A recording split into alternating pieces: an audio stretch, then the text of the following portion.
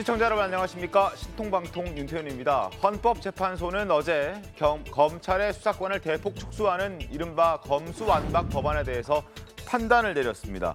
민영배 의원 꼼수 탈당으로 당시 야당이었던 국민의힘 표결권을 침해했다고 판단했습니다만 이미 통과된 법률 자체는 무효라고 할 수 없다라고 입장을 밝혔습니다.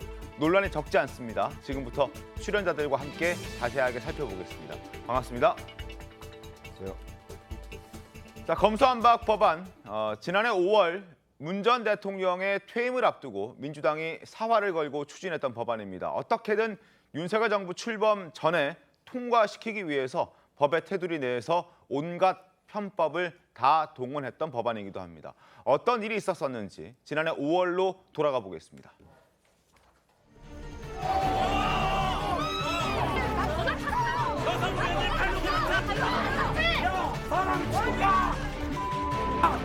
너 달려들어가지고 왜 뭐하는 거야?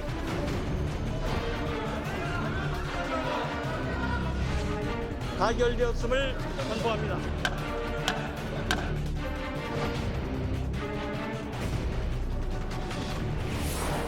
이 입법은 잘못된 의도로 잘못된 절차를 통해서 잘못된 내용으로 국민에게 피해 주는 것이므로 위헌입니다.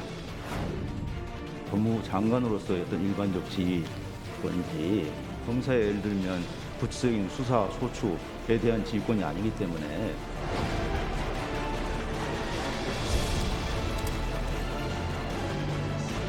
음주하고 운전했을 때 음주운전 해당이 되지 않는다는 이런 배경망측한 논리가 어디 있습니까?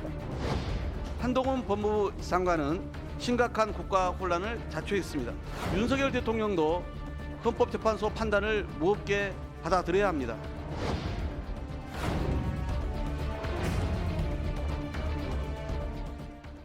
관련해서 신문 살펴보겠습니다. 조선일보 보시죠. 과정은 잘못됐는데 결과는 정당하다는 헌재, 앞뒤가 안 맞는 결정이라는 비판의 목소리가 적지 않습니다. 일단 헌법재판소에서 위장 탈당만은 위법이고 위헌이야 이렇게 결정을 내렸습니다. 안건조정위에 정족수 맞추려고 민영배 의원을 탈당시켜서 여야 3대3 만든 것. 이게 여야 3대3이 아니라 사실상 4대2였다라고 헌법재판소도 인정을 한 겁니다. 헌법의 다수결 원칙에 위반됐다라고 얘기를 했는데 법사위, 본회의 가결 선포에는 유효라고 인정을 했습니다. 결국 법을 다시 번복할 수는 없다 이런 입장을 밝혔고 그것 때문에 논란이 빚어지고 있습니다. 김기현 당대표 얘기했듯이 음주운전 했는데 음주운전 아니다라고 얘기를 하는 것과 똑같다라고 얘기를 하는 겁니다. 자, 문제가 됐던 부분, 민영배 의원의 꼼수 탈당, 당시 상황을 좀 보겠습니다. 위장 탈당, 이걸 가만히 놔두면 위장 전입이라든지 위장 이혼이라든지 이런 게 사실로 확인돼도 처벌하기가 굉장히 어렵지 않겠습니까? 헌법상의 적법 절차를 지켜서 제정되고 그리고 시행되어야 한다고 생각합니다. 제가 뭘 위장 탈당을 했습니까? 법당 약속 누가 했어요? 어디가 법당 약속을 했단 말이에요? 봤어요? 확인했어요? 복당을 하십니까? 해야죠. 저가 탈당한 건 잘 아시는 것처럼 검찰 정상화 내지는 뭐 검찰개혁, 검찰권, 검찰 수사권 축소 이런 것 때문이었잖아요. 정서적으로나 당 입장에서나 도덕적으로 보면, 정치적으로 보면 제가 복당을 하지 않아야 될 못할 이유가 전혀 없는데. 당이 불러준다면 지금이라도 당장 복당하겠다는 게 민영배 의원의 입장이긴 합니다. 어찌됐든 어제 헌법재판소의 판단을 어떻게 좀 보셨습니까, 최영님? 아니 그러니까 우리가 그동안에 민영배 의원의 저 탈당에 대해서 여러 차례 우의장 탈당, 꼼수 탈당 이런 거를 이제 언론에서 다 그 규정을 하지 않았습니까? 네. 그거를 헌법재판소 물론 5대 4지만 네. 어쨌든 헌법재판소도 인정을 했다. 이거를 우리가 충분히 알 수 있는 대목인데 자 그렇게 되면 그것 때문에 바로 우의장 탈당 때문에 안건조정위원회가 무력화됐던 거 아닙니까? 네. 만약에 그게 없었다면 지금 검수완박은 없었다고 봐야 되는 거죠. 그러면은 그게 있었기 때문에 검수완박이 있는 거면 네. 그게 없었다면 검수완박은 없었을 것이다. 그러면 자연스럽게 이거는 꼭 우의장 탈당이 있었기 때문에 검수완박법이라는 건 무효가 되는 게 맞는 건데 지금 그거를 이제 앞뒤 안 맞는 결정이라고 이렇게 그 언론에 보도가 된 거죠. 네. 물론 헌법재판소 그러니까 이민선 재판관이 이제 저렇게 결정을 하는 바람에 원래는 4대 4였는데 네. 이민선 재판관이 이쪽 손을 들어주는 바람에 이런 결정이 나온 거잖아요.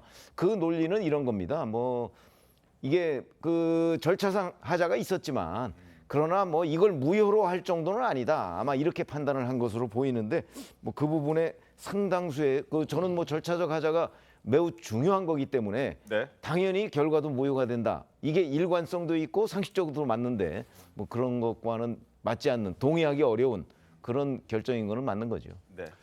그 헌재가 이제 논란을 남길 수밖에 없는 네. 그런 결정을 내린 것 같아요. 이선미 재판관이 아예 다른 4명의 재판관처럼 네. 청구의 내용에 대해서 전부 다 문제가 없다 이렇게 판단했으면 모르겠는데 어쨌든 법사위 안건 조정의 과정에서는 문제가 있었다. 네. 절차적 위반이다. 이렇게 결정을 했지만 그게 법률의 효력을 정지시킬 만큼은 아니다. 이제 이런 다소는 모순된 결정을 내린 건데요. 네.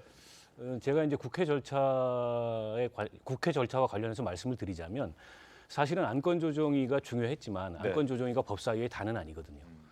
소위도 있고 법사위 전체 회의도 있습니다. 근데 그 당시 법이 통과될 때 안건 조정위에서는 뭐 7분 만에, 17분 만에 그렇게 다소는 졸속으로 또 더군다나 꼼수설탕까지 해서 통과를 시켰지만 법사위 소위나 전체 회의에는 국민의힘 의원들이 다 참여해서 토론하고 표결을 했습니다.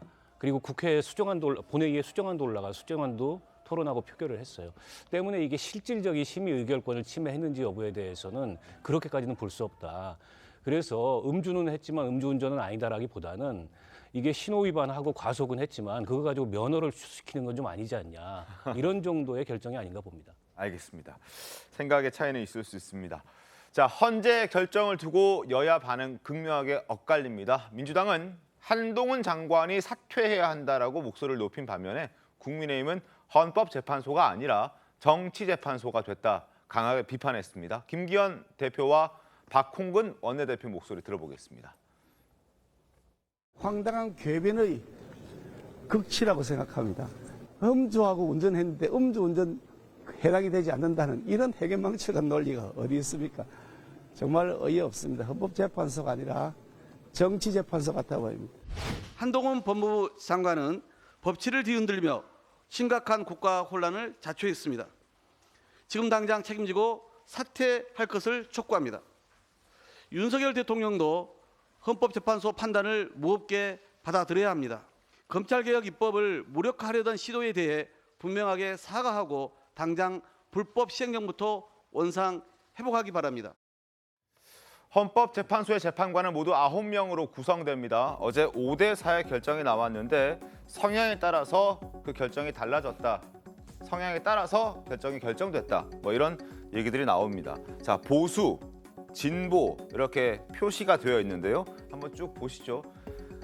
이선의 보수, 이석태 진보, 유남석 진보, 이은혜 중도, 이종석 보수, 이영진 중도, 김기영, 문영배, 이미선 진보 이렇게 되어 있습니다. 중도 2에 보수 2, 그리고 진보 5. 결국 이 재판관들의 성향에 따라서 결정이 달라졌다. 만약에 재판관들의 성향이 조금이라도 바뀌어 있었다면 이 결정은 또 달라졌을 수도 있다. 이런 지적들도 나오는 이유입니다. 어떻게 보십니까? 헌법재판소가 우리 대한민국 사법체계에서 유연 여부 이런 것들을 결정하는 최고 상급 법원인데 그럼요. 네. 이게 임명 절차나 임명 과정을 보면 사실은 정권의 입맛에 맞는 사람을 임명할 수밖에 없는 구조가 있습니다. 그래서 사실은 문재인 정부 때 대부분 임명된 분들이에요. 그럼요. 네. 그래서 이제 이번에 또 임기가 이제 다 하시는 분도 있고 그래서 또 윤석열 정부 때 또 새로운 자리를 또 임명을 해야 됩니다. 네. 저는 그래서 대한민국 정도의 국격이면 헌법재판관이 그런 중요한 상급 법원으로서의 결정을 하게 돼 있는데 정권의 입맛에 맞게 또는 이념적인 자기 어떤 평양성에 맞게 어떤 법원들이 판단을 하게 된다면 국민들이 납득하기 어렵지 않겠느냐. 저는 그래서 매번 이런 문제가 발생하기 때문에 좀 근본적인 제도적 장치를 한번 고려할 필요가 있다는 말씀 먼저 드리고요. 두 번째로는 그럼에도 불구하고 네. 진보가 일단 과반이 넘는 지금 구조를 갖고 있습니다. 네. 9명인데 5대 4라고 볼 수도 있고 사실은 6대 3이라고 평가하는 분도 계세요. 그러니까 진보가 사실 과반이 넘는 숫자를 갖고 있기 때문에 이번에 5대 4로 사실은 기각이 된 건데 그래도 그럼에도 불구하고 인용이라고 하는 특히 이 민영배 위원회 탈당에 대해서 위법성이 있다고 인용했던 데는 또 5대 4로 거꾸로 또 이 손을 들어줬던 측면이 있어요. 그런 걸 보면 이번에 검수완박법이 민주당이 말할 때는 검찰개혁이 어떻고 정당하다고 이야기를 합니다만 아주 편향적으로 이념적 성향을 보이는 헌법재판소 내에서도 과반에는 못 미쳤지만 상당수가 거기에 문제가 있다고 지적했다는 점도 저희 당으로서는 그나마 위안을 삼는 대목입니다. 그렇지만 결과론적으로는 이게 기각됐기 때문에 당으로서는 굉장히 납득하기 어려운 정치적 판단이라고 지금 해석할 수밖에 없는 거죠. 알겠습니다. 민주당의 사퇴 압박을 받고 있는 한동훈 법무부 장관 역시 존중은 하지만 공감하기 어렵다, 납득하기 어렵다라는 입장을 내놨습니다. 한 장관의 목소리 들어보겠습니다. 법무부 장관으로서 헌법재판소의 결정을 존중합니다. 위법이지만 유효하다는 결론에 공감하기는 어렵습니다. 5분의 그 취지는 앞으로도 계속 이런 식으로 회기 쪼개기, 위장 탈당 입법을 해도 괜찮은 것처럼 들리기 때문입니다. 이 검수완박법으로 인해서 입게 되는 피해를 최소화하기 위해서 시행령 개정을 작년에 하지 않았습니까? 저희가 현재 법 테두리 안에서 할 수 있는 방식으로 최선을 다해서 국민을 범죄로부터 보호하기 위해서 최선을 다할 것이라는 말씀 다시 한번 드립니다. 자, 이미 지금 한 장관 얘기한 대로 시행령 개정을 통해서 검수완박 법안의 허점을 좀 파고들고 있는 그런 상황이긴 한데요. 추가적인 개정을 좀 할 수도 있다라는 취지로 들립니다. 구자능 변호사님. 예, 제가 보기에도 이제 아마 그런 방안을 연구를 하지 않을까 싶은데 이 헌재의 결정을 좀 기다린 면이 있기 때문에 아마 대응을 할 것입니다. 제가 보기에도 헌재 결정은 좀 납득이 안 되거든요. 차라리 그냥 논리 일관해가지고 그냥 절차하자도 없고 그냥 무효도 아니다 이렇게 했으면 될 거를 사실 왜 이러냐면 제가 계속 말씀드렸다시피 헌법재판은 특히나 이제 정치와 법의 결합이 돼 있는 영역이거든요. 그래서 굉장히 판단 기준이 높아요. 그래서 파고들 수 있는 건 절차의 하자다. 그리고 민영배 의원의 위장 탈당을 이게 파고 들어가지고 절차의 하자를 잡으면 그때서야 가능성이 있을 것이다. 그랬는데 이미선 재판관은 그 절차 하자를 인정했는데 결국은 법안 무효를 안 했잖아요. 이거는 판결 안에서 논리 모순이 발생을 한 것이거든요. 그리고 뒤에 절차에서 하자 치유가 된 것처럼 볼 수 있지 않냐 이런 얘기도 사실 법적으로 맞지는 않아요. 왜냐하면 독수독과의 원칙 이런 것들이 있어요. 동나무에서는 독 열매만 열려요. 그리고 중요한 절차일수록 앞에 하자가 있으면 뒤에서 아무리 적법한 절차를 거쳤어도 앞에 하자가 치유가 안 되거든요. 그러니까 지금 이미선 재판관은 법에 있는 해석을 통해서 절차를 봤을 때는 본인도 도저히 이거는 그냥 넘어갈 수 없으니 하자를 인정했음에도 불구하고 무효는 아니다. 이건 근데 정치적 판단이 고려가 돼요. 왜냐하면 하자의 정도에 대해서 무효를 할지 말지는 사실 주관적으로 기준이 있지 법에 어느 정도 수준 하자가 있다. 이렇게 무효가 된다. 이렇게 하지는 않으니까 그 영역에서 이걸 보완을 해버린 것이거든요. 그러니까 헌재 결정을 결국은 존중을 할 수밖에 없지만 이게 지금 제가 보기에도 음주운전을 했지만 정확히 얘기하면 이제 처벌도 안 하고 면허 취소도 안 한다. 이런 결론이 돼버린 거예요. 이렇게 되면은 그 걸린 사람은 이거 나 처벌 안 되고 면허 취소 안 되니까 그럼 또 음주운전 해도 상관없겠네라는 게 인식이 들어올 수밖에 없잖아요. 그럼 이제 규범력이 작동을 안 하면은 국회에서도 다수결 원칙에 의해 가지고 토론을 하게끔 돼 있는 게 전제가 돼 있는 건데 이제는 토론이나 이런 국회의사당에 모일 필요도 없어요. 다수당은 그냥 당론만 결정한 버튼만 눌러버린 끝이거든요. 이런 거를 헌재가 지금 막지 못했고 규범력을 세우지 못했다는 거에 대해서 굉장히 안타까운데 이런 상황이라면 지금 이 상황은 조각배에서 누군가가 그냥 대책 없이 일어서 버린 거예요. 그럼 무게중심을 맞추기 위해서는 다른 쪽에서도 일어날 수밖에 없잖아요. 시행령으로 보완하는 거는 그런 개념이다. 시행령에 대해서 한동훈 장관의 책임을 묻는다. 이런 식으로 민주당에서 얘기하는 건 헌재 결정 취지에 배치되는 굉장히 좀 뻔뻔한 태도인 것 같고 이거에 대해서는 절차상의 하자를 짚은 부분에 대해서 무겁게 받아들이고 잘못된 절차에 대해서 민주당 스스로 이 법에 대해서 폐기하거나 개정하는 거에 대해서 추진을 해야 되는 게 국민에 대한 도리라고 생각이 됩니다. 알겠습니다. 저는 자신이 원하는 결과가 안 나왔다고 해서 헌법재판소를 너무 과도하게 공격한다라는 생각이 듭니다. 일단 두 가지 결정이 있었다고 생각하는데 하나는 검사의 수사권이라고 하는 게 입법부가 결정할 수 있는 것인가 라고 했을 때 헌법재판소는 입법부가 결정할 일이다 라고 한 겁니다. 그런 면에서 한동훈 장관은 이번에 판정 패한 것이죠. 왜냐하면 그거는 이제 헌법의 권한인데 그것이 입법부에 의해 제한된다라고 제소를 했던 건데 그것이 깨진 거고 그리고 이것은 이번에만 그렇게 결정된 게 아니라 벌써 이전에도 4차례 정도 비슷한 결정이 있었다고 합니다. 그리고 두 번째로는 과정에 대한 것인데요. 저는 이번 헌법재판소의 판결이 좀 이해가 되는데 왜 그러냐면 이 위장 탈당 이 이야기가 그 전에 나왔던 게 뭐였냐면 위성 정당과 관련된 것이었습니다.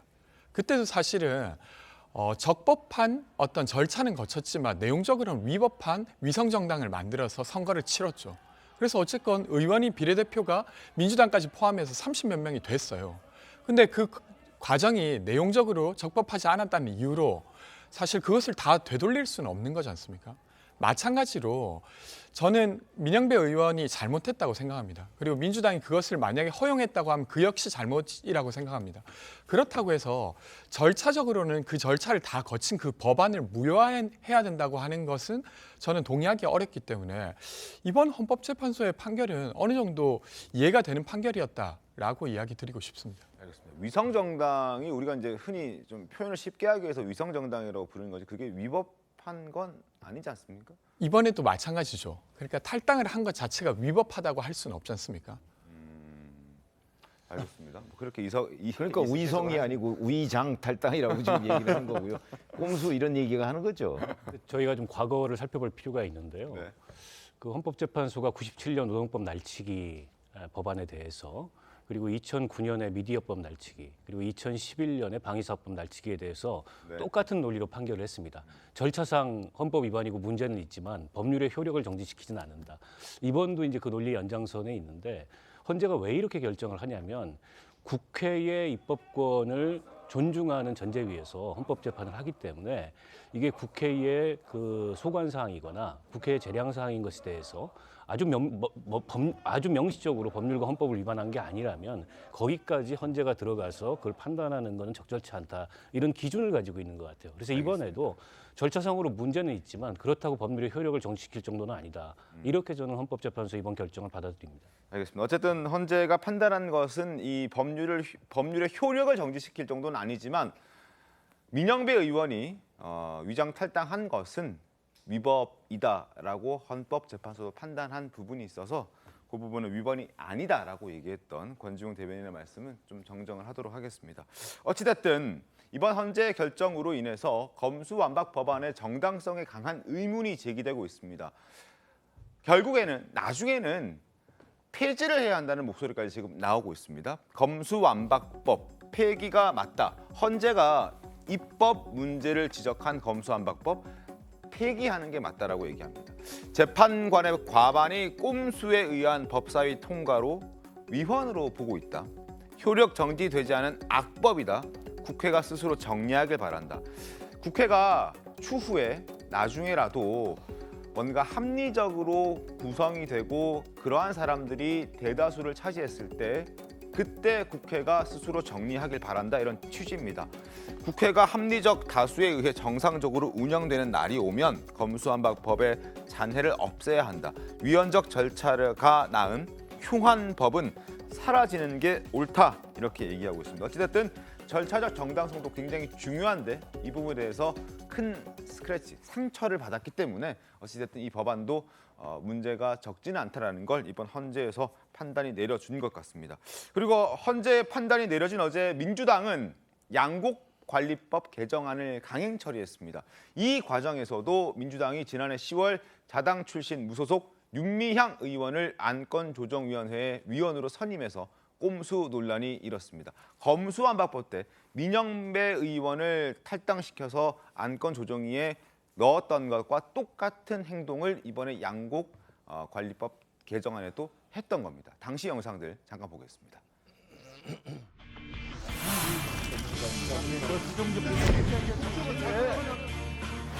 왜 회의가 열리십니까?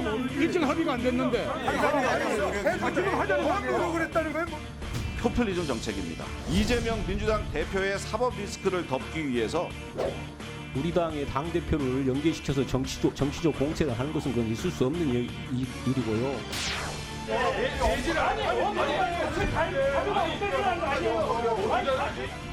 윤미향 의원님들 이름도 있어요. 이거는 당에서 일사불란하게 조직적으로 움직여갖고 이거 한다는 거지. 제 이름이 기명되었기 때문에 제가 이야기를 해야 될 것 같습니다.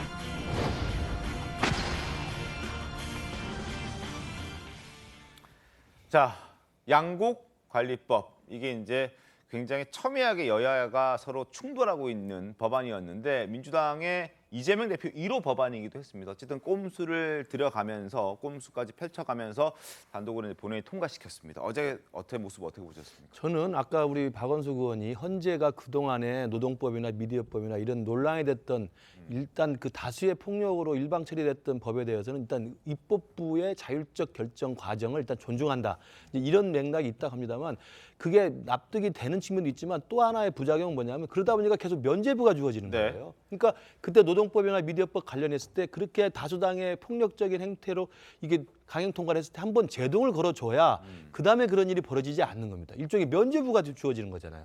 이번에도 마찬가지죠. 그것도 마찬가지나. 검수완박법도 마찬가지인 검수완박법에서 어제 헌재에서 야 하자나 있는데 문제는 없다고 봐야 된다라고 면죄부를 주는 거 되잖아요. 그러면 당연히 양국관리법이 또 나오는 겁니다. 그 양국관리법 다음에 또 간호사법도 올라가겠죠. 네. 그러면 국회에서 과반수 이상을 차지했다는 의석만 믿고 야당의 존재, 그다음 국회라고 하는 타협의 정신, 공존의 정신은 사라진 채로 그냥 일방적으로 밀어붙이는 국회가 난장판으로 양산이 되는 겁니다. 저는 그래서 헌재의 그 고충은 이해하겠으나 언젠가는 그 고리를 한번 끊어줘야 된다는 생각이 들어요. 그래서 한번 입법부의 자율적 활동을 존중한다 하더라도 그게 한계가 있다는 걸 지어줘야만 다시는 그런 일이 반복되지 않지 않겠느냐. 양국관리법이 똑같은 수법으로 진행되는 거 아닙니까? 그리고 그 양국관리법으로 인해서 국가 재정에 가져야 될 심각한 해악이라든지 결국 농민을 돕는다고 하지만 농민에게 사실상 오히려 더 장기적으로 볼 때는 오히려 불이익을 주는 그런 우려도 많이 있거든요.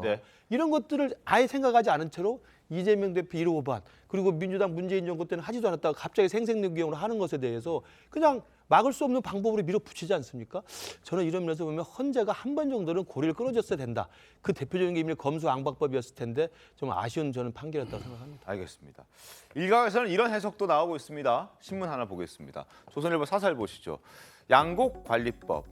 민주당도 대통령이 거부권을 행사할 것이라는 것을 알고 있었음에도 밀어붙였다. 왜? 바로 이것 때문입니다. 거부권을 유도하면서 생색만 내려는 것. 진정성 없이 표를 받기 위해서 생색만 내기 위해서 양곡관리법 개정안을 지금 이렇게 강행 처리해버렸다. 이런 지적인 겁니다.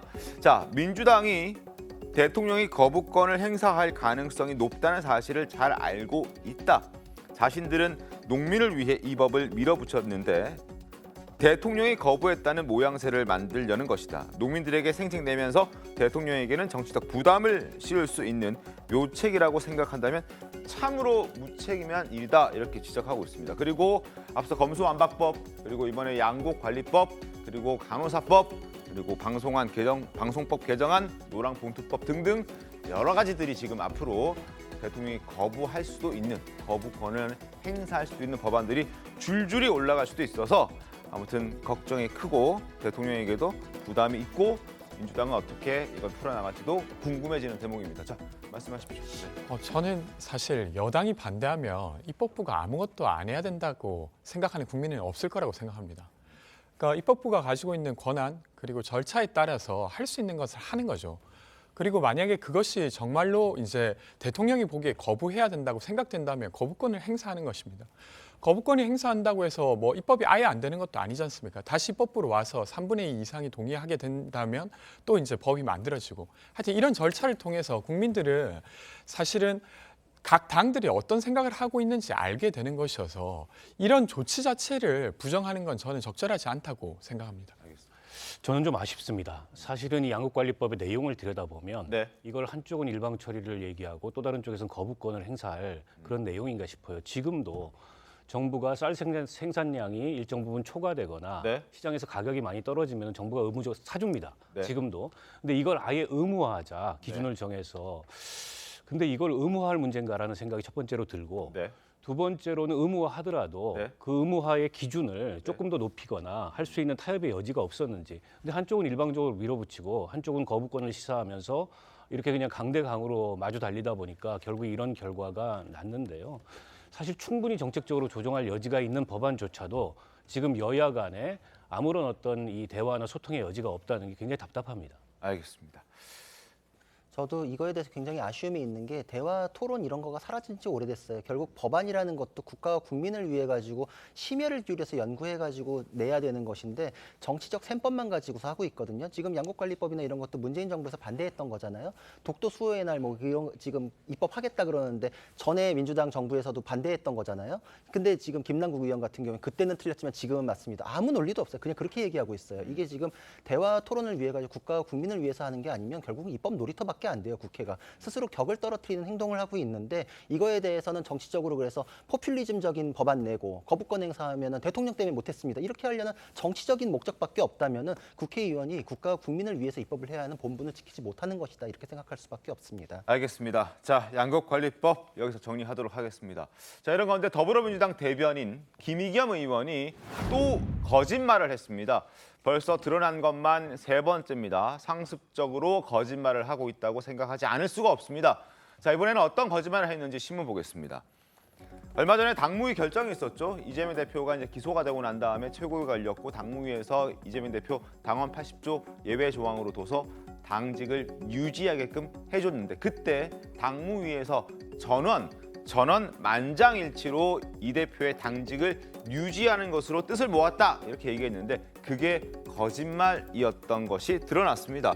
당원 80조 예외 조항 적용 논의할 때 전해철 의원, 더불어민주당의 친문재인계 3선의 전해철 의원이 기권표를 던지고 퇴장을 했습니다. 절차적으로 문제가 있다라고 얘기를 하면서 기권표를 던지고 퇴장했는데 이걸 김의겸 의원이 그 사실을 속이고 숨기고 바로 전 의원의 반발을 사게 됐습니다. 결국 전 의원이 항의했고 브리핑을 열어서 설명하는 이런 웃지 못할 상황까지 만들게 됐는데 어떻습니까, 최용 의원님? 이게 몇 번째입니까 벌써? 3번째나 되는데요. 그러니까 그 당의 대변인이 거짓말을 하고 뭐 그랬는데도 아무런 조치를 취하지 않고 네. 있으니까 또 다시 거짓말을 하고 그게 지금 3번째 뭐 이런 얘기인데 초반부터 따지면 이 크고 작은 거짓말들이 많고요. 지난번에 주한 EU 대사 뭐 그거는 발언 자체를 그냥 본인이 만들어낸 걸로 지금 밝혀진 거 아닙니까? 했죠. 네. 나중에 사과를 했지만 네. 그 사과한다고 끝날 일이 아니거든요. 그렇죠. 그거 어찌 보면 국제적인 망신이잖아요. 네.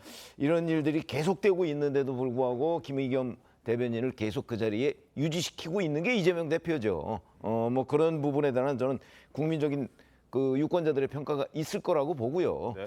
지금 뭐 아마 그 김의겸 대변인이 이런 식으로 그 거짓 발표를 하고 그래도 민주당 지지율이 안 떨어진다. 뭐 혹시 그런 데 일말에 기대를 걸고 있는지는 모르겠으나 아마 하나하나 다 나중에 투표로서 심판을 받을 것이다. 저는 이렇게 생각합니다. 알겠습니다. 전해철 의원의 항의에 마지못해 하루 만에 김 대변인이 해명 브리핑을 했습니다. 그제 최초 발언과 어제 해명 이어서 확인하겠습니다. 당헌 제80조 3항에 따라서 정치 탄압 등 부당한 이유가 있음을 인정한다라고 의결을 했습니다. 동의하지 않는다는 분은 아예 없었는지. 네, 반대 없이 통과가 됐습니다. 전해철 의원님으로부터 자신이 당무위원회에서 한 발언을 좀 소개를 해달라라고 하는 요청이 있었습니다. 전해철 의원께서는 어제 당무위원회에서 몇 가지 말씀을 하신 뒤에 기권을 하고 퇴장을 하셨습니다. 말씀하신 내용은 당무위원회가 시기적으로 너무 급하게 잡혔다, 촉박하고 부자연스럽다. 전해철 의원이 소집 절차에 대해서 말씀을 하신 거기 때문에 저는 반대가 없이 통과가 됐다. 그렇게 표현을 한 겁니다. 절차에 대해서 지적한 거니까 반대한 것은 아니다라고 얘기하고 본인도 내가 거짓말한 것은 아니다라고 얘기를 하고 있는 상황입니다. 당무위 절차에 대한 문제 제기인 것, 정치 탄압 인정 여부에 대해서 안건에 대해서 반대한 것은 아니다. 그러니까 만장일치 맞다라고 저렇게 해명을 하는 모습입니다. 김무식 교수님 어떻게 보셨습니까? 저는 김의겸 대변인이 이른바 이제 혹평을 하는 분은 가짜뉴스 제조기라는 말을 할 정도로 상당히 많은 지금 논란을 일으키고 있는데요. 공당의 대변인입니다. 대변인이 거짓된 뉴스를 전달하는 게 대변인을 하는 게 아니지 않습니까? 그래서 그런 문제점은 뭐 많은 분들이 지적을 하고 있는데 저는 이번에 당원 80조에 대한 이야기를 할 때도 김의겸 대변인이 저렇게 만장일치했던 것처럼 이야기했다가 그다음 일부 반대가 있었다는 것을 정정한다는 것은 민주당의 지금 이재명 대표를 위한 방탄이 얼마나 너무 과도하게 진행되고 있는 것을 저는 역으로 보여주는 거라고 생각합니다. 기소가 됐다는 소식이 알려지자마자 바로 문자 날려서 몇 시까지 모여라. 그러니까 사실 현장에 모인 사람은 30명밖에 안 됐다는 거 아닙니까? 80명 중에서. 그리고 39명이 서면으로 유임을 했을 뿐입니다. 그래서 69명으로 정족수를 채워가지고 땅땅땅해서 만장일치로 그냥 박수 추대하듯이 추대한 거예요. 그러니까 합의한 겁니다. 이런 식으로 이 당무위에서 의결을 통해 가지고 이게 정치 탄압이니까 기소와 동시에 본래 직무정지하기로 한 당원을 무력화시킨 거거든요. 저는 이게 민주당이 자기들의 민주적 정당으로서의 정통을 자랑하는 민주당으로서 과연 할 짓인가라는 생각이 들고요. 두 번째로는 시기가 너무 급박하고 그다음에 제대로 알리지 않고 기소장도 공소장도 보지 않았다는 것은 절차적 문제를 하더라도 법리적 내용으로 보더라도요. 이미 논란이 됐습니다만 당헌 80조에는 일단 직무를 정지하는 것이 자동으로 되어 있는 것으로 해석하는 것이 제가 볼 때는 맞는 해석이라고 봅니다. 기소와 동시에 직무를 정지하고 윤리심판원의 조사를 요구할 수 있다고 돼 있거든요. 이건 문재인 전 대통령이 민주당 당대표일 때 민주당이 부패범죄와 손을 끊겠다고 하는 혁신의 조항으로 자랑스럽게 내놓은 거예요. 그래서 이게 유죄 판결이 확정되기 전이라도 기소만 되면 우리는 당직에서 물러나게 하겠다는 거거든요. 이게 정지하겠다는 거예요. 정지된 상태에서 판결을 보겠다는 거거든요. 그러면 이재명 당대표도 기소와 당시 일단 단 몇 시간이라도 직무는 정지해놓고 몇 시간 뒤에 열린 당무위에서 이 일을 제기해서 당무위에서 보니까 정치 탄압이라고 하니 다시 당무를 복귀하는 절차를 맞는 게 법리적 해석으로 맞는 겁니다. 몇 시간이 걸리더라도. 근데 직무정지 자체를 안 해놓은 상태에서 어떻게 당무위 의결을 먼저 해서 정치 탄압이니까 봐준다고 합니까?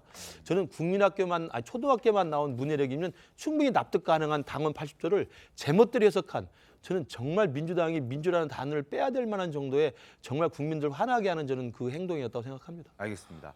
자, 김의겸 의원의 거짓말 처음이 아닙니다. 벌써 수차례 반복되고 있습니다. 과거 어떤 거짓말 때문에 구설에 올랐는지 그 구설에 올랐던 상황들을 영상으로 모아봤습니다. 함께 보겠습니다. 이재정 의원한테 제가 들은 이야기예요. 한동훈 장관이 쫓아와서 악수를 청하더랍니다. 그래서 뭐 어떻게 하겠어요? 웃으면서 악수를 해줬는데 법무부 홈페이지에 진영 논리를 넘어 정치 논리를 넘어 손을 잡다. 제가 제보를 받았습니다. 7월 19일 밤인데요. 그날 술자리를 가신 기억이 있으십니까? 책임 있는 말씀을 좀 해주시죠. 네? 매번 그렇게 허황된 말씀을 하시는데요. 계속 저한테 허황된 거짓말만 네, 해놓으신 다음에 알겠습니다. 끝난 그러면- 다음에 사과도 안 자. 하시잖아요. 저는 뭘 했나요? 왜 안 나오죠? 뒤에? EU 대사가 북한이 도발 수위를 높여가고 있는데 윤석열 정부에서는 대화 채널이 없어서 대응하는 데 한계가 있는 것 같다. 자신이 대사가요. EU 대사는 그런 발언을 하지 않았다고 설명한 바 있습니다. 예. 대변인께서도 사과의 발언을 하신 것으로 제가 알고 있습니다. 자, 횟수로 따지니까 세 번째가 아니라 이번이 네 번째군요. 이재정, 한동훈 장관의 어떤 그 악수하는 상황에 대한 거짓말 했던 것까지 포함하면 거짓말 논란이 이제 네 번째가 되는 건데 그럼에도 불구하고 뭐 앞서 최병 의원께서 말씀하셨지만 박원석 의원님 대변인이라는 건 사실은 당의 입장을 국민들에게 알리는 굉장히 중요한 자리인데 그 사람이 계속해서 반복적으로 거짓말 논란에 휩싸이는 사람이 그 자리에 계속 있는 게 과연 민주당 입장에서도 그렇게 썩 좋은 이미지를 줄 것 적절치 같아요. 않은 일이죠. 그리고 이재명 대표한테도 별로 그렇게 좋지 않습니다. 어쨌든 공당의 대변인은 어떤 신뢰성을 기반으로 미디어를 상대하고 또 국민 앞에 서는 것인데 저렇게 공당의 대변인이 거듭해서 이 사실이 아닌 얘기를 하게 되면 그때부터 이제 믿을 수 없게 되는 거거든요. 앞서 이제 김의겸 대변인이 이 당무위 결과와 관련해서 이제 본인의 얘기를 번복하면서 했던 해명도 사실은 거짓입니다. 이게 정치 탄압에 관한 것이지 당무위 절차에 관한 것이 정치 탄압에 대해서는 이의 제기를 하지 않았다. 근데 전해철 의원이 공소장을 봐야 된다. 그건 내용을 좀 들여다보고 당무위를 판단해야 된다라는 얘기지 않습니까? 그건 내용상 이의가 있다는 지적을 한 거예요. 근데 그게 단지 이렇게 당무위를 졸속으로 소집해서 처리한 거에 대한 이의 제기였다라고 치부하는 것도 제가 보기에는 사실과는 좀 다르다고 보고요. 무엇보다 아니 이게 세상에 다 알려질 일입니다. 시간이 조금만 지나면 세상에 알려질 일에 대해서 이렇게 거듭해서 국민들이 보기에 전혀 사실과 다른 얘기를 공당의 대변인이 거듭한다는 거, 이건 기본적으로 대변인 이전의 정치인으로서의 자질의 문제가 아닌가, 저는 그렇게 생각합니다.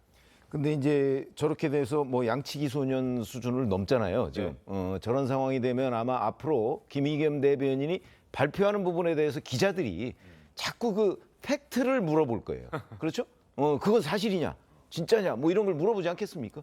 이번에 이 경우에도 기자들이 그런 걸 물어봤잖아요. 그러니까 앞으로도 아마 김의겸 대변인이 대변인 생활을 뭐 계속 할 것으로 보이는데, 네.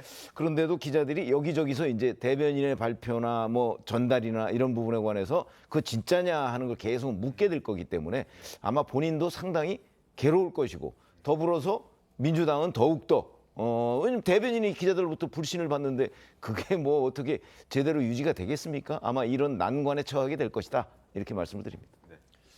그러니까 뭐 어쨌건 이게 의사결정 과정에서 그냥 박수로 넘어가는 경우도 있습니다. 의총장에서는 그렇게 결정하기도 하니까. 근데 이번엔 표결을 한 이상 그것을 정확하게 알리는 게 더 나았다고 저는 생각하고, 근데 김의겸 대변인이 의도적으로 거짓말을 했다고 보이진 않습니다. 이 사안에 있어서는. 왜 그렇게 생각하냐면, 당내에서 의사결정을 할 때 그것이 되게 민감한 경우에는 그것을 어떻게 브리핑할까를 논의하기도 합니다. 그래서 뭐 어떤 악의적으로 뭔가를 숨기고자 했다기보다 어쨌건 표결에 참가한 69명을 전체 못으로 본다고 하면 그 사람들이 동의한 게 맞으니까 그 사실만을 말했다고 저는 생각하고. 이게 의도적인 거 아닙니까? 근데 이제 그것은 어떤 사안을 어떻게 이제 설명할 거냐에 있어서 당연히 그런 정도의 해석은 들어가는 것이죠.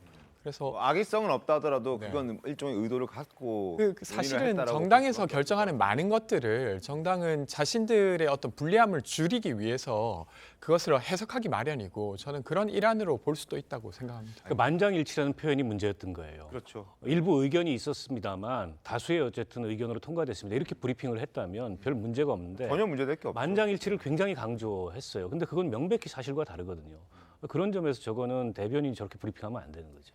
제가 보기엔 명백한 거짓말이고 의도성이 있다 이렇게 생각이 되는데, 이재명 대표의 체포 동의안 때도 가결, 부결, 기권, 무효 이렇게 다 나왔잖아요. 그렇죠. 그리고 기권이랑 무효에 대해서도 어마어마한 정치적인 해석들이 왔었어요. 근데 그거 자체를 차단하기 위한 의도가 아니었나라는 걸 굉장히 의심할 법한 상황이기도 하고, 지금 대표적인 거 4번이지만 김의겸 의원은 사실 건건마다 거짓말이라고 볼 만한 게 많아요. 기자 시절에도 자기 고향도 속여가지고 칼럼을 썼었거든요. 외관이라 그랬다, 지금 군산이라 그랬다가. 그러니까 이분은 결론을 정해놓고, 김용에 대해서도 매일 출근했는데 출근 3번밖에 안 했습니다라고 기자들한테 공식 브리핑을 했었어요. 그러니까 지금 찾아보면 굉장히 많거든요. 그러니까 결론을 정해놓고 자꾸 근거를 끼워 맞추고 근거가 없으면 거짓말로라도 넣는 거 아닌가, 이런 얘기까지 나올 정도가 됐으니 공당의 대변인으로서는 굉장히 이제 신뢰가 추락을 했다. 근데도 지금 민주당 안에서 지금 자정작용이 안 이루어지는 거는 그냥 그런 분이 대표니까 저런 분이 대변인이구나, 이런 얘기밖에 안 나올 거거든요. 저거는 진짜 정치적 해석을 차단하고 논란이나 이런 거를 없애기 위해 가지고 속였다, 이렇게밖에 볼 수 없다 생각이 됩니다. 69명의 그 참석자들 중에서 드러난 것이 전해철 의원 한 사람이지 더 있을 수도 있다는 생각도 듭니다. 그리고 한 보도를 보면 그 안에서 여러 가지 의견들이 나왔다는 보도도 있기 때문에 김의겸 의원만의 더 신뢰가 점점 더 떨어지고 있는 것 같습니다. 그리고 이런 거짓말 논란을 일으키고 나서 사과하는 모습도 대단히 부적절해 보입니다. 사과인지 무엇인지 모르게끔 사과를 하는 특징을 갖고 있는데, 자, 당시 청담동 술자리 의혹을 제기했을 때 이렇게 얘기했었습니다. 그게 경찰 수사를 통해서 첼리스트가 사실이 아니다라고 얘기를 하고 난 이후에 진술이 사실이라면 이라는 또 가정을 달고 윤 대통령 등 관련된 분들에게 심심한 유감을 표한다. 왜 유감을 표합니까? 사과를 해야지. 그리고 다만 앞으로도 국민을 대신해 묻고 따지는 의무와 책임을 다할 것이다. 똑같은 일을 또 하겠다라고 얘기를 하는 겁니다. 그래서 거짓말을 해놓고 논란을 일으켜놓고 사과하는 태도도 대단히 부적절하다는 지적을 이때도 나왔고, 이번에는 어떻게 할지 모르겠습니다만. 글쎄요. 그러니까 본인이 인정을 안 하는 거죠. 네. 저런 사람들의 특징이 대개 본인이 거짓말을 해놓고 그 거짓말을 인정 안 하면서 또 다른 궤변으로 이제 대처하는 이런 경우가 많은데 사과의 경우에도 마찬가지입니다. 사실은 저런 경우는 그 정치권에서 사과나 유감을 표명하는 일상적인 이제 기준이라는 것이 있습니다. 사과 이거는요 굉장히 폭넓게 해야 된다. 네. 뭐 이런 게 이제 정치권의 일반적인 인식인데 그 점에 있어서는 김의겸 의원이 아마 그 별로 숙지를 못하고 있는 것으로 보이고 네. 그래서 저런 것들은 결국은 나중에 그 국민들이 심판하는 거 외에는 방법이 별로 없어요. 민주당이 그 제정을 하지 않으니까. 아마 그래서 이제 지금 뭐 총선 1년 남았는데 네. 결국은 그런 데를 통해서 민주당의 이 김의겸 대변인 리스크가 저는 있을 거라고 봅니다. 알겠습니다. 저는 김의겸 의원이 저렇게 거짓말 논란 속에 빠지고 사과도 않고 이렇게 되는 모습은 김의겸 의원의 좀 본래적인 그런 캐릭터이기도 하지만 저는 이번에 당무위 사건과 관련해서는 민주당이 지금 이재명 방탄을 위해서 너무나 골몰하고 있기 때문에 저런 식의 사고가 좀 터진 거라고 생각합니다. 예컨대 다들 지적했습니다만 기소가 예정되고 공소장을 보지도 않고 몇 시간 만에 소집해서 하는 것 자체도 네. 단 1시간의 빈틈도 허용하지 않겠다는 거거든요. 그렇지 않습니까? 한 2, 3일 뒤에 해도 되는 건데 그 2, 3일 동안에 또 어떤 논란이 퍼질지 또 어떻게 또 비명계에서 나올지를 겁내하는 거죠. 그러니까 단 1시간의 빈틈. 그리고 또 하나는 만장일치라는 거짓말 하게 되고 또 제가 생각해 볼 때 유추해 볼 때는 단 한 명의 빈틈도 보여주고 싶지 않은 거예요. 그렇지 않겠어요? 그러니까 80명 당무위원인데 69명이 왔습니다. 69명 만장일치했습니다. 단 한 명도 반대가 없었습니다. 말을 하고 싶었던 거예요. 지난번에 체포동의안 사태 때 굉장히 놀랬기 때문에 저는 그래서 지금의 이 사건은 김의겸 개인의 그 성격이나 스타일이 문제가 있는 것도 기본이지만 더 중요한 것은 지금의 국면에서 이재명 대표를 지키기 위한 민주당의 혼연일체된 과도한 정말 정치적 대응이 단 한 명의 이탈, 단 1분의 이탈, 단 1시간의 이탈 빈틈도 보여주지 않겠다고 하는 정말 집착에서 비롯된 거다 이렇게 생각합니다. 알겠습니다. 당무위원은 아니지만 민주당 내부에서도 이번 당무위 결정에 대해서 불만을 품고 공개적으로 문제가 있다라고 제기하고 지적하는 사람들이 꽤나 있습니다. 목소리 들어보겠습니다.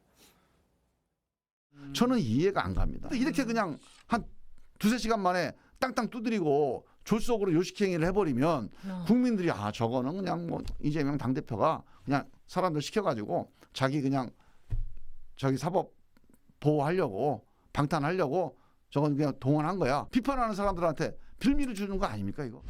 과유불급이다라고 생각합니다. 기소되는 날 갑자기 당무위를 소집했고 당헌 제80조를 1항과 3항을 해석을 하면 1항의 처분을 받은 자입니다. 근데 처분이 내려진 적이 없어요. 그러니까 이거는 빨리 그냥 봉합을 하자라는 거죠. 방탄 프레임을 계속 공고화하면 어떡하냐. 저런 목소리들이 나오고 있습니다. 그리고 이런 분위기에 이런 또 상황에 이재명 대표는 어떻게 얘기했는지 이재명 대표의 목소리도 이어서 확인하겠습니다. 당무위 당시에 그 기소 관련해서 절차적인 문제가 있다고 전해철 의원님도 말씀하셨는데 뭐 생각이야 다들 다양할 수 있지요. 뭐 더 정당이라고 하는 게 원래 다양성이 생명이니까 의견이야 다양하게 있는 것이고 또 뭐 그대로 또 표출하고 수렴하고 조정해 가는 거 그게 민주주의 아닌가 싶습니다. 그럼 당직 개편 관련해서는 조금 생각 정리를 좀 하셨을까요? 자, 자신의 방탄을 위해서 지금 민주당이 움직이고 있다 보니까 적극적으로 얘기를 안 하는 것 같다는 생각도 드는데요. 어제 모습 어떻게 보셨습니까? 제가 보기엔 진짜 언행불일치죠. 그리고 다양성이 있다라고 얘기할 것 같으면 당무위원회에서도 토론이 충분히 이루어질 수 있도록 해야 되는 게 상식이잖아요. 1시간 정도 했죠. 1시간 그렇죠. 좀 안 됐던 것 같습니다. 사실상 그거는 그냥 의사 진행하면은 그 정도 딱 되니까 토론이라는 게 실질적으로 있지도 않았어요. 그리고 전해철 의원의 지적이 굉장히 정확해요. 제가 보기에도 저 80조에 대한 해석은 굉장히 문제가 있고 제가 보기에도 1항의 처분을 받았을 때 3항, 4항으로 넘어가게 돼 있기 때문에 당무위원회의 결정이라는 걸 만약에 지금 민주당 논리대로라면은 지금 그 심판 대상 자체가 없어요. 지금 마치 기소도 안 됐는데 판결 내린 셈이 됐어요. 그러니까 지금 대상 자체가 없기 때문에 무효라고 볼 수밖에 없거든요. 근데도 지금 자기들은 절차상 문제가 없다. 그런데 그거에 대해서 지금 전해철 의원이 지적을 했잖아요. 그럼 보통의 절차 같으면은 이거에 대한 해석을 먼저 바로 잡고 그러고서 결정을 하는 게 맞아요. 근데 해석에 대해서도 지금 유권 해석 권한이 당무위원회에 있기 때문에 문제 없다 이렇게 지금 주장을 하잖아요. 네. 사실 유권 해석을 하려면 그거 자체도 유권 해석에 대한 게 안건으로 올라갔어야 맞아요. 근데 그런 거 다 건너뛰었잖아요. 이거 절차상 하자가 명백하거든요. 근데 민주당은 지금 다수로 밀어붙이면 당 내에서건 국회에서건 그냥 박수치고 통과하면 끝입니다. 이제 이런 태도예요. 그러니까 민주당엔 민주가 없어요. 지금 다양성 얘기는 그냥 포장으로 하시는 얘기지 그걸 인정하지 않고 그것이 의견으로 표출되는 그 토론 과정마저도 무서운 겁니다. 이거는. 너무 과하게 이야기하시는 것 같은데요. 민주당에 민주가 없다 이렇게 보기는 어렵고 민주당 내에서는 아예 당원 80조를 없애자는 주장도 있었습니다. 근데 이제 또 다른 사람들의 주장에 의해 그것은 좀 거의 폐기되다시피 했고 그리고 초창기에는 사무총장께서 아예 당원 80조를 적용하지 않는 듯이 말을 하셨어요. 근데 많은 사람들이 문제를 제기해서 당원 어쨌든 80조를 절차에 없애자는 따라서 것과 적용하지 말자는 것이 다양한 의견이기 때문에 그런데 거기에 대한 어떤 비판이 있었기 때문에 이번에 때문에. 당원 80조 사망에 따라서 절차를 밟은 겁니다. 그러니까 그런 여러 가지 의견들이 있고 그 사이사이에서 어쨌든 당은 결정을 해가고 있는 것이고요. 그래서 뭐 전반적으로 국민들이 보기에 어쨌든 이재명 대표를 지키려고 하는 거 아니냐라는 비판을 저는 받아들여야 된다고 생각합니다. 네. 근데 어쨌건 이 과정에서 당도 열심히 노력하고 있는 부분을 이야기 드리고 싶어서 말씀드렸습니다. 알겠습니다. 네, 권지웅 대변인의 목소리도 충분히 알겠습니다. 자, 어찌됐든 뭐 논란이 계속되고 있는데 민주당 지도부의 속내는 참 복잡할 것 같습니다. 만약 이재명 대표를 방탄하고 나서기에도 뭐 그러고 있긴 합니다만 부담이 적지 않기 때문입니다. 특히 오는 30일에 국회에 제출된 국민의힘 하영재 의원의 체포 동의안 표결을 하게 됩니다. 그때 과연 민주당 의원들이 이걸 반대할지 아니면 찬성할지 입장이 굉장히 난처해진 상황입니다. 일단 국민의힘에서는 자당 의원임에도 불구하고 찬성표를 던질 것으로 예상이 되고 있습니다. 자, 그 목소리부터 듣겠습니다. 저희 당은 이재명 대표에 대한 불체포 특권 이거 포기하라고 주장했던 당이에요. 하영재 의원에 대해서 체포동의안 표결할 때 국민의힘 의원들은 거의 다 찬성할 가능성이 높다 이렇게 봐도 되나요? 저는 그렇게 봅니다. 저희는 대한민국 국회의원으로서 본인의 범죄 혐의로 인해 회기 중 체포 동의안이 제출될 경우 헌법 제44조에 규정된 국회의원 불체포 특권을 포기하고 본회의 신상 발언을 통해 체포 동의안 통과를 동료 국회의원들에게 요청할 것을 국민 앞에 약속합니다. 자, 저 이태규 의원이 저때 브리핑을 할 때 기자들이 있었고 그리고 의원들이 꽤나 많이 있었습니다. 그리고 저때 51명이었던가요? 51명의 국민의힘 의원들이 나는 체포 동의안, 그러니까 불체포 특권을 포기하겠다라는 그런 서약을 하는 그런 자리에서 저런 브리핑을 이태규 의원이 한 겁니다. 당연히 민주당 의원들에게 압박을 가하는 그런 기자 브리핑이 아닐 수 없는데 자, 앞으로 민주당 의원들은 어떤 선택을 할까요? 일단 미디어를 보면서 한번 예상을 좀 해보도록 하겠습니다. 찬성하자니 부담이 되고 반대하자니 비판 여론이 무서운데 딜레마에 빠져버렸습니다. 노웅래 의원 체포 동의안 반대했죠. 그리고 이재명 의원 체포 동의안도 반대했습니다. 물론 이때는 이탈표가 꽤나 많이 나왔고 찬성, 가결표가 한 표 더 많긴 했습니다만 어찌됐든 부결됐습니다. 자, 하영재 의원 이제 오는 30일에 체포 동의안이 넘어옵니다. 과연 찬성할까요? 반대할까요? 찬성했을 때는 어떻게 됐고 반대했을 때는 어떻게 될까? 물론 과거에 있었던 체포 동의안에 대해서 부결표를 던진 것도 뭐 영향을 주겠지만 앞으로 혹시라도 모를 또 다른 이재명 대표에 대한 체포 동의안이 왔을 때 그때 어떻게 할 것인가가 결정될 수도 있기 때문에 이번 체포 동의안이 굉장히 중요한 관전 포인트가 될 것 같습니다. 최병민 의원 어떻게 좀 전망하십니까? 그러니까 저게 명분의 문제죠. 지금 말씀하셨듯이 바로 하영재 의원의 체포 동의안을 찬성하면 그러면 이재명 대표 체포 동의안을 왜 반대했느냐? 이제 이렇게 되는 거고요. 그러면 결국 국민의힘 의원이 비리를 저지르면 뭐 구속영장 실질심사를 나가고 그 자당 의원들이 비리를 저지르면 그거는 안 나가야 된다. 이런 이중잣대가 되잖아요. 그렇죠. 이 부분에 대한 전 유권자들의 그 어떤 비판적 시선 있을 것이고 반대 그렇게 되면 또 거꾸로 되는 거죠. 이제 범죄를 옹호한다. 그렇게 되면 모든 국회의원의 체포동의안은 민주당에만 가면 다 반대다. 이렇게 되는 거 아니겠습니까? 그렇게 되면 이제 민주당이 국회 그 결론에 결론을 사실상 좌지우지하잖아요.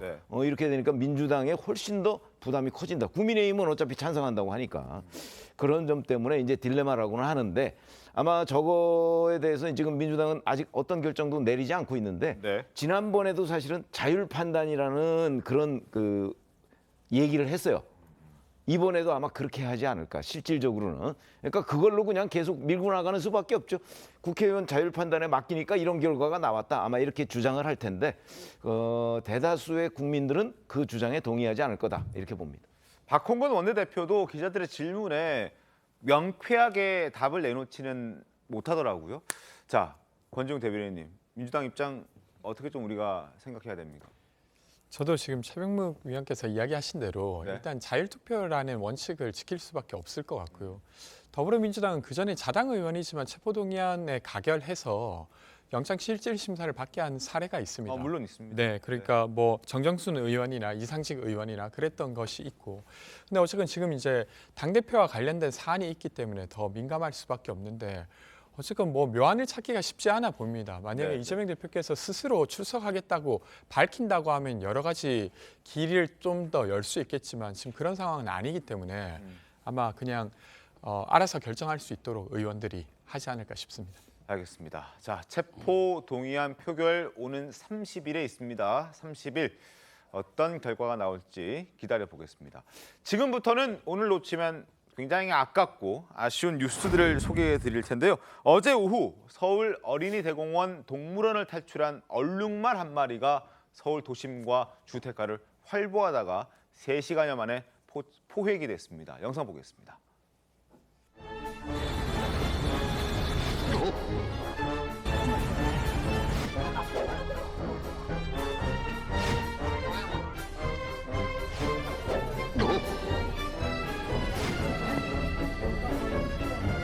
뭐 따닥따닥 소리가 나서 쳐다보니까 얼룩말이 막 뛰어서 일로 올라왔어요.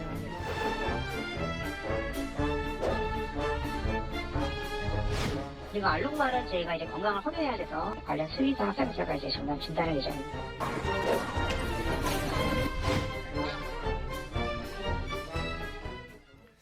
다행히 인명 피해는 없었습니다. 뭐 다행이긴 한데 그렇다면 왜 얼룩말이 울타리를 부수고 동물원을 빠져나왔을까요? 도주를 했을까요?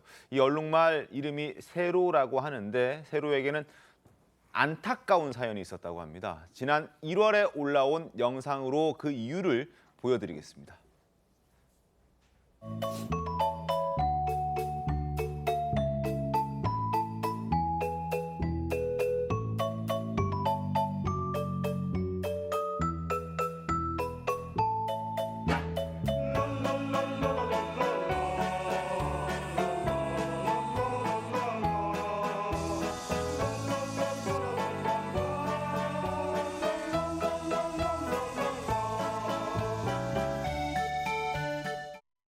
자, 동물원이란 공간이 사실 좁고 동물들에게는 굉장히 답답한, 어찌 보면 좀 뭐 표현이 적절한지 모르겠습니다만은 갇혀 있는 듯한 감옥 같은 그런 느낌일 수도 있을 것 같은데 어찌됐든 같이 지내던 또 의지하던 부모마저 세상을 먼저 떠나고 그 의지할 존재가 없어지기 시작하자 반항을 하기 시작했다는 건데 좀 짠하다는 생각도 들었습니다, 부장님은. 예, 저도 처음에 어제 이제 뉴스로 이렇게 좀 봤을 때는 이게 뭐 합성 사진인가 이제 이랬거든요. 근데 뭐 진짜로 기사에 이렇게 났어요. 이제 꼬리를 흔들며 소방당국과 대치 중 뭐 이렇게 그래서 되게 재밌는 기사구나 이렇게 했는데 이런 표현이 예, 그랬는데 마지막에 이제 저런 사연이 알려져가지고 너무 안타깝다. 그리고 또 사실 고래나 뭐 이런 것들 뭐 동물원에서 어미를 잃고 이제 혼자 있을 때 막 머리에 들이받고 뭐 이러면서 되게 안타까운 얘기들이 있고 인간이랑 사실 그런 면에서는 다를 바가 없는데 좀 그 동물원 측에서도 더 세심한 관심을 가져주시고 잘 보호해 주셨으면 합니다. 알겠습니다. 동물원에서도 뭐 대응책을 좀 내놨습니까?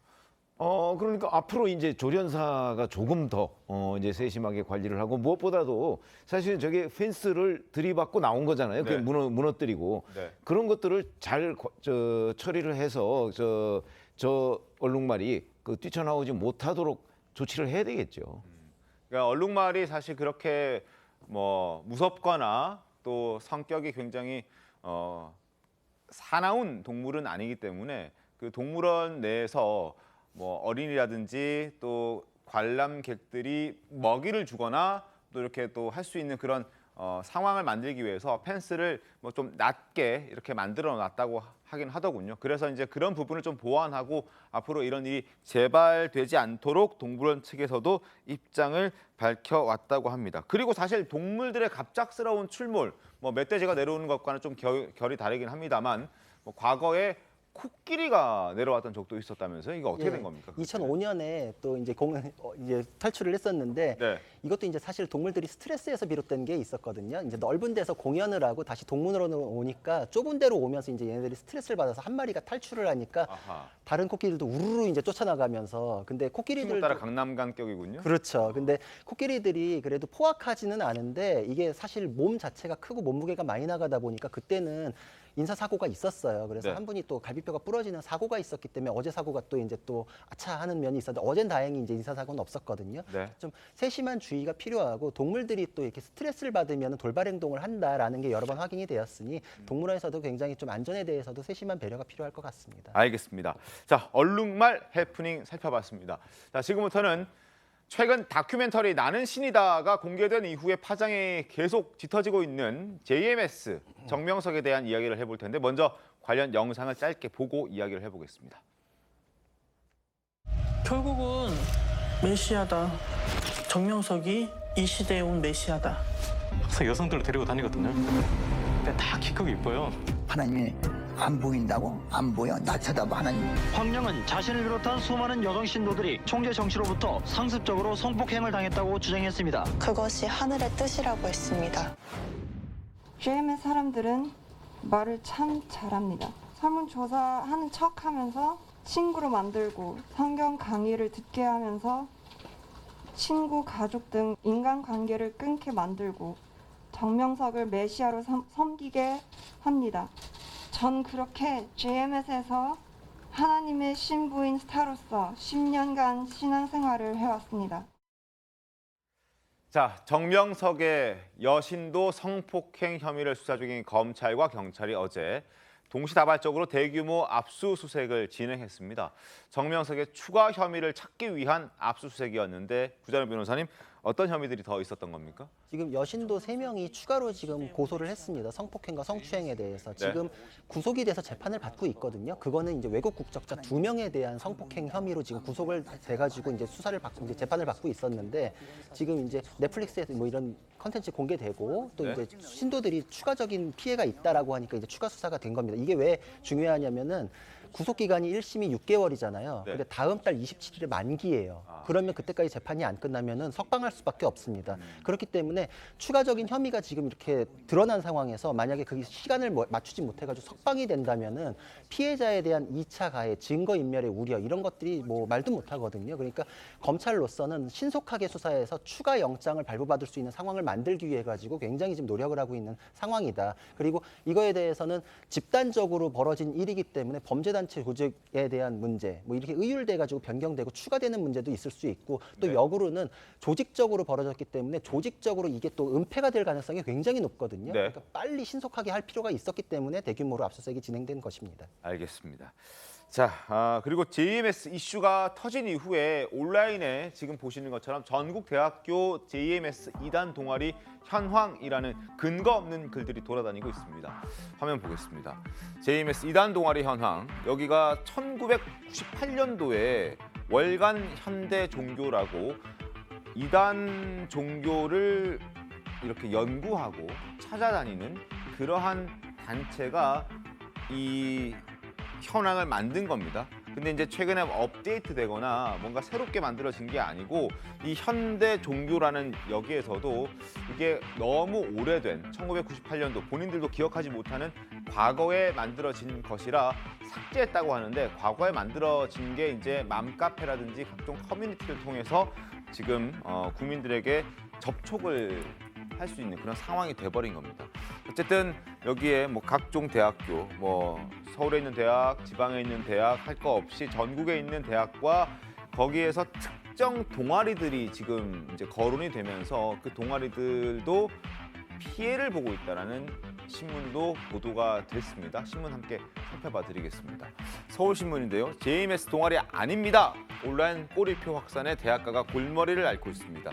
넷플릭스 그 방영 후에 대학 목록이 공유가 됐고 방금 보여드렸던 그게 공유가 된 겁니다.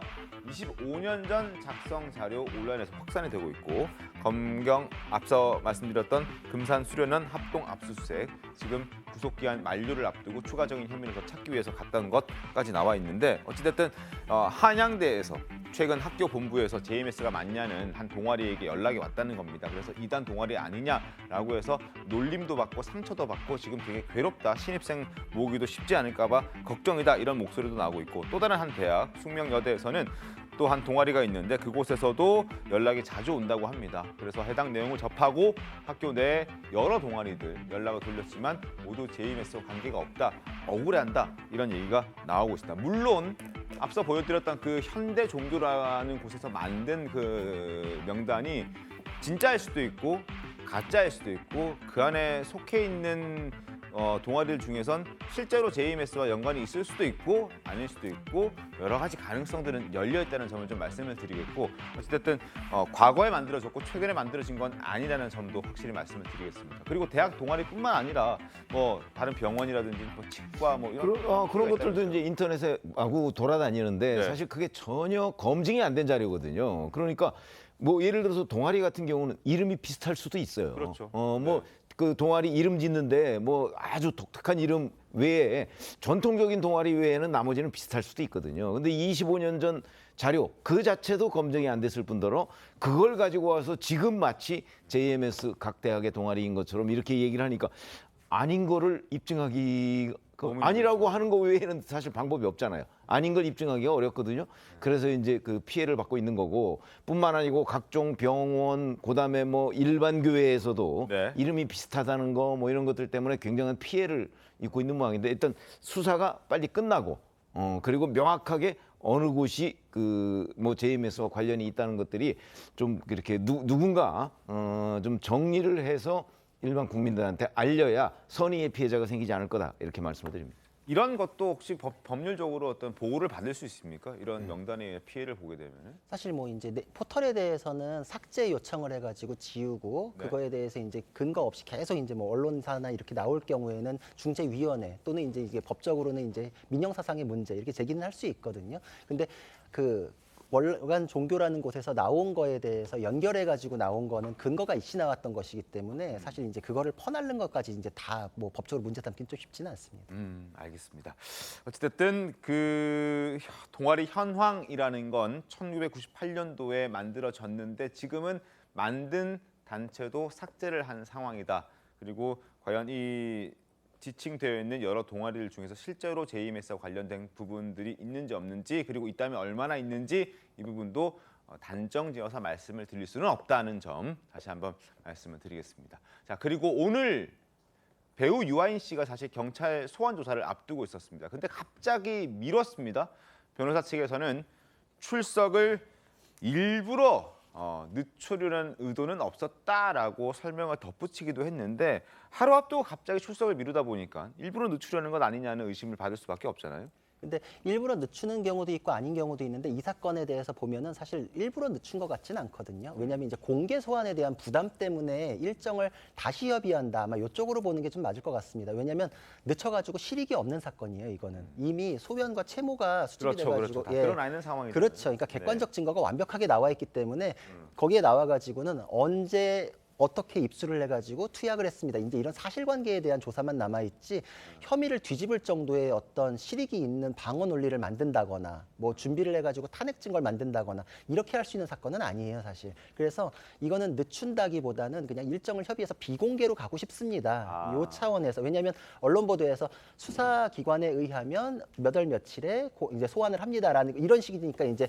변호인 측에서는 수사기관에서 날짜를 공개한 거 아니냐라는 이제 하면 원래 비공개가 원칙이기 때문에 경찰에서도 그럼에도 불구하고 이날 그래도 꼭 오십시오 이렇게 할 필요는 없거든요. 그러니까 늦춰서 실익 있는 사건은 아니다. 그리고 이런 사건에 대해서는 사실 부인하는 경우도 거의 없어요. 국과수에서 나오면 그냥 나온 거예요. 거기에서 그렇죠. 인정할 수밖에 없는 명확한 증거 자료가 있으니까. 그렇죠, 그렇죠. 이게 그러니까 뭐 수집 과정에서 압수수색이나 이런 절차 위반 이런 거 하나 잡아낼 수 있는 게 보고 그게 없으면 그냥 시인해야 되거든요. 이럴 때는 이제 방어 논리도 없고 그냥 양형에 대해서는 두 가지예요. 단약의 의지라 그러는데 약 끊겠습니다. 열심히 살겠습니다. 이렇게 하고 그리고 또 하나 수사협조. 내가 누구한테서 공급받았습니다 해가지고 판매책을 쭉 물어야 돼요. 요거가 남아있다 이렇게 볼 수 있습니다. 그 부분에 대해서 좀 고민을 할 수는 있겠네요. 이게 지금 사실 좀 위험해요. 저는 실무하면서 코카인 복용한 거 처음 봤어요. 제 주변 변호사님들한테도 물어봤더니 처음 봤다 그러시더라고요. 지금 이분은 마약류에 한 3가지 분류가 있거든요. 대마, 뭐 마약, 아편 뭐 이렇게 있는데 종류별로 다 했어요. 저 흔치 않아요. 그래서 이거는 단순 투약자 중에서 굉장히 죄질이 높은 편이라 가지고 간당간당해요. 그래서 이제 뭐가 간당간당하다는 집행유예인지 실형인지 정말 그래서 집행유예 받기 위해서는 단약의 의지랑 그리고 어떻게 입수했는지 이거 다 얘기해야지 선처받고 그나마 집행유예. 왜냐하면 단순 투약자 초범이니까 그래서. 그렇죠. 초범이고 투약자는 내 자신을 망친 거잖아요. 그러니까 내가 열심히 살겠습니다라는 걸 법원에서 한 번은 기회를 주는 게 원칙이라 가지고 그거를 하기 위해서는 정말 수사 협조 잘해야 되는 사건이라서 이것도 괜히 배짱으로 일부러 밀었다 이거보다는 잘 이제 협조하겠다 아마 이런 취지로 보는 게 맞을 것 같습니다. 의도를 갖고 있다라고 보기는 힘들군요. 여러 가지 설명을 들어보니까. 알겠습니다. 그리고 유한 씨의 변호인도 새삼 또 주목을 받고 있습니다. 검사 출신이기도 하고 대형 로펌이 김앤장 출신의 변호사인데 이 변호사가 검사 시절에 마약 수사 전문이었다고 합니다. 이것도 유리한 이거 어떻게 도움 많이 받습니까? 어떻습니까? 근데 사실 방금 말씀드린 거대로 수사 절차나 마약 그 수집하는 절차에 대해서 볼 때 그래도 잘 아는 사람이 그걸 짚어낼 수 있으니까 그런 게 있는지를 한번 볼 수 있겠죠. 근데 그게 없고 나면 사실 가가지고 선처바랍니다. 죄송합니다. 이렇게 하는 것밖에 없어요. 재판부 가면은. 그래서 제가 보기에는 이 변호사가 이름 나오고 어디 출신이 이것도 약간 제가 보기엔 광고성 아닌가 싶은 생각도 드는데 잘 아시니까 수사 절차에서의 하자나 이런 거를 짚어내는 데는 도움이 되겠죠. 근데 그게 잘 없어요 요새 사실 수사를 잘하기 때문에 그 뒤로는 사실 방어 논리보단 선처에 대한 양형사유 주장이 많을 것입니다. 죄송합니다. 밖에 할 말이 없군요. 변호사도. 알겠습니다. 자, 유한 씨 소식까지 살펴봤습니다. 잠시 뒤에 돌아오겠습니다. 오늘 준비한 신토마토 여기까지입니다. 다음 주에 더 신통하게 돌아오겠습니다. 고맙습니다.